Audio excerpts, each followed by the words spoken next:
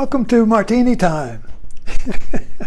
I just laughing at my own joke here. My wife went to a harp concert today, and she just called to say she would be late. And she said, and I asked how it was. She said, "Oh, it was heaven." And I thought, well, I would find listening to harps in heaven quite boring, so I chose to remain here in hell. So anyway, the title of this talk is Life is a Merry-Go-Round. That's it. I've been just writing on this, so I kind of got inspired to talk about it. I'll be 82 next weekend, and so usually around my birthday I begin to do some writing and contemplating time. Since that's what birthday is all about, the clicking of the tick, each tick is a year.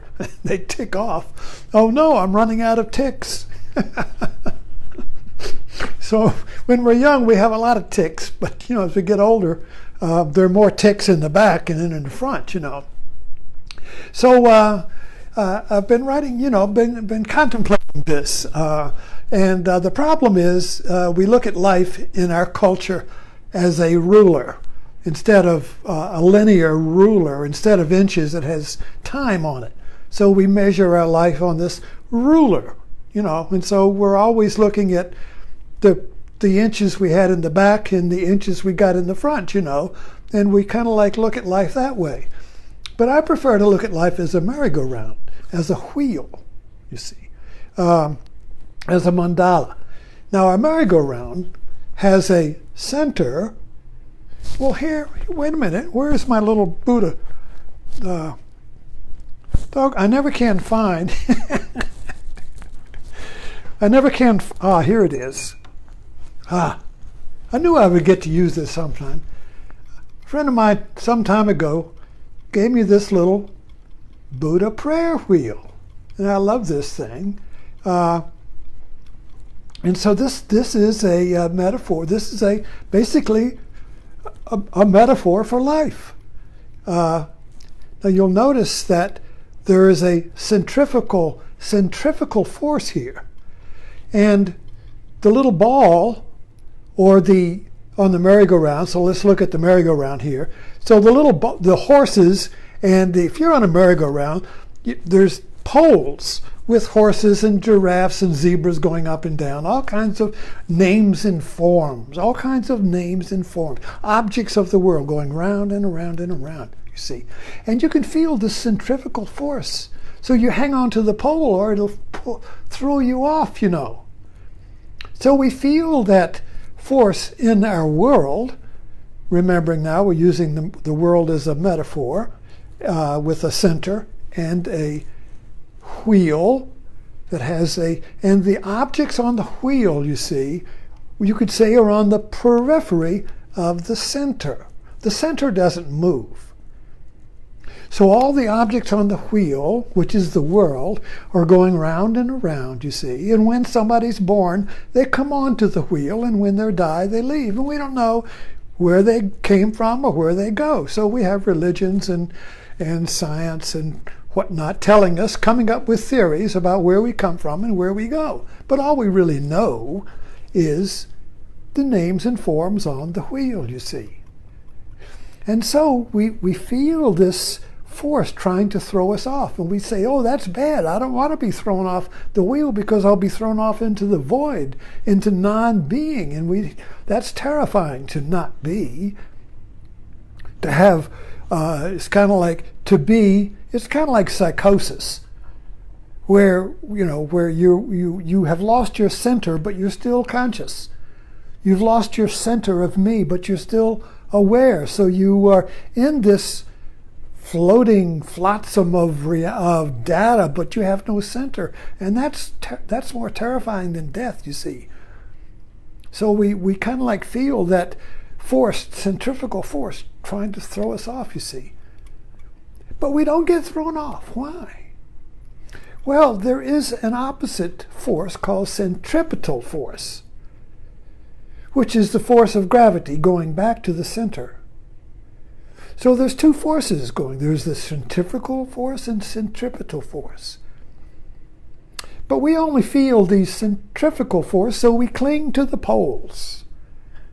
And when we walk on a merry-go-round, if you ever do it, you have to walk from one pole to another because that centrifugal force wants to throw you off, you see. That's part of the fun of the merry-go-round. Now the mystic, or the one who realizes that there's an illusion here, that life isn't a ruler of time, but it's a circle, and you begin to sense that we're on a Ground Hog day here. You begin to sense that we're repeating ourselves, that I've déjà vu, I've done this, I've said this before, I've had these feelings before. I'm in a pattern here. I'm going in a circle here, you see. That sense of going in a circle in Zen is called the great doubt. I begin to question reality itself. Is it a linear line of inches in time? Or is it a circle, a wheel, you see? And if it's a wheel, where is the center? Where is the center, you see? And so this begins to shift our way of experiencing reality. Now we begin to question. Those who don't question are on the culture wheel. Culture is an unquestioned wheel. So there are many wheels in culture. It's kind of like the Russian nesting dolls, where each one is in the other, you see. So culture is like nesting dolls. And you keep discovering, when you discover one doll, you drop it, but you're in another one. So you're kind of like peeling, you're going, we're all in that process of, well, this isn't real. I don't want to do that anymore. I'm different now. Like relationships, family, religions, ideology, cults, all these things are wheels or layers or subcultures of the nesting dolls, and we discover them, we drop them because we become conscious that they are repeating themselves. So when you become conscious that you're repeating yourself in a pattern, that consciousness of it drops it. You don't have to do anything, it just drops. When you're out of a relationship and you see its repetitive nature, it just drops off. Boom, and you just walk away. I've had that happen many times. I'm sure you have too. Maybe some project, some job, some relationship, something you invested in, you had great hopes in that you were going to go somewhere with it, and you realize that it's a wheel, that it's repeating itself. You're going nowhere. And when you see that, you drop it. Now, where does the seeing come from? Where does that seeing come from that sees the wheel and drops it without effort? It just goes poof. Like a bubble. Or like when you're done with something, you just drop the mic. Drop the mic is a metaphor for that. You just drop it. Boom, you see. You drop the language that supports it. You drop the forms that support it. The names and forms. You just drop it, you see. So what drops it? It's the center of the merry-go-round. So the center of the merry-go-round, which is you, you are the world and the world is you, using this metaphor. You are the merry-go-round and the merry-go-round is you. And the merry-go-round has two me's on it. There's the me on the merry-go-round riding the little horsey up and down, you see. So the forms on the merry-go-round go up and down. Good and bad, up and down, in and out, hot and cold, opposites, up and down. And we ride them up and down, you see. So that's the me. I'm in the world riding up and down. But I'm also at the center, you see. Now at the center, there's no me. What's at the center? If there's no me, because me is on the merry-go-round, in form, in time. Me is on the merry-go-round of time, But me is also at the center, but I don't know that, you see, because all I know is the me on the merry-go-round of time, which I think, according to my cultural, Western cultural reality map, it's a linear thing, you see. It's not a wheel. It's going like that, you see. So the center is empty. That's what Buddhism called empty. It's empty of me and forms, which is on the periphery. So there's two me's. There's the me that isn't a me, but it's aware. And there's the me that is something of a history and age. This me has a body with 82 years, you see. That's a me, that's an object. But there is also a me that's at the center, excuse me, which is timeless. Why? Because it's not on the merry-go-round. It's the center. Now the mystic or the seeker, or one who yearns for God, the truth, the light, the inner light, you see, is pulled towards that center. So that's the centripetal force. Centripetal force is gravitational to the center. Centrifugal is going out, you see. Now the world, the merry-go-round of the world, is held in balance by these two forces. They're always in balance. Otherwise, the world would spin off, or it would go suck back into the center. So it stays in balance by these two forces. Held in balance. This keeps the world going, you see. So the mystic, what the mystic discovers, and I say mystic, somebody who wants to go into the mystery is a mystic.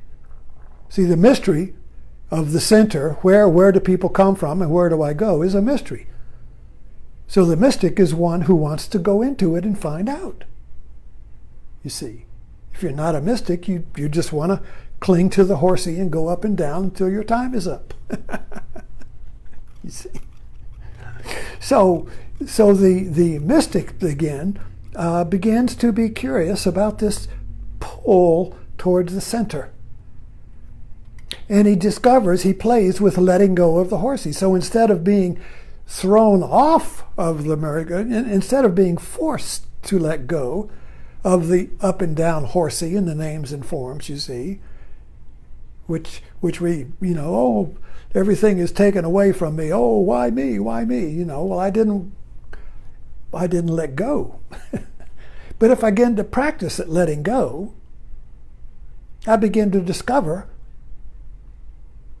that the source of my names and forms, the me that's on the periphery, is really the center of the merry-go-round, which is like a sun.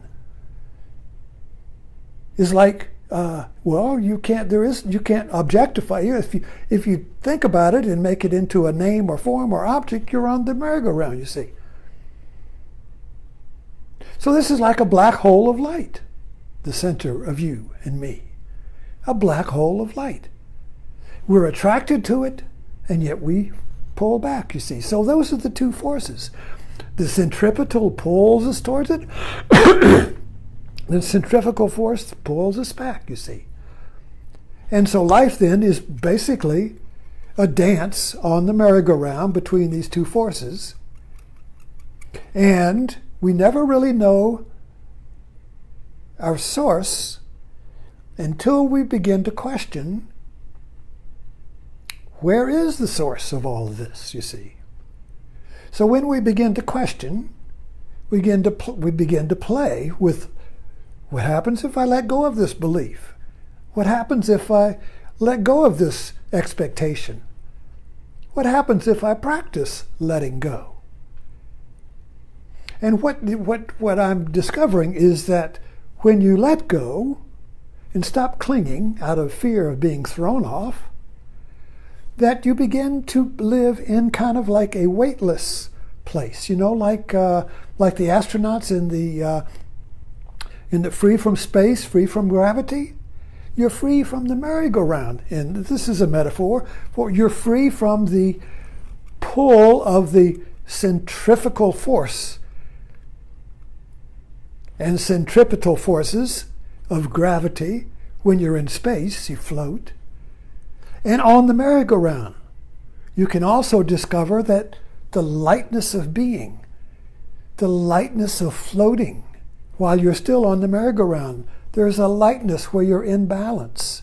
There's a lightness when you allow both the centrifugal and centripetal forces, you see, to hold you. So then you're like a child on the merry-go-round.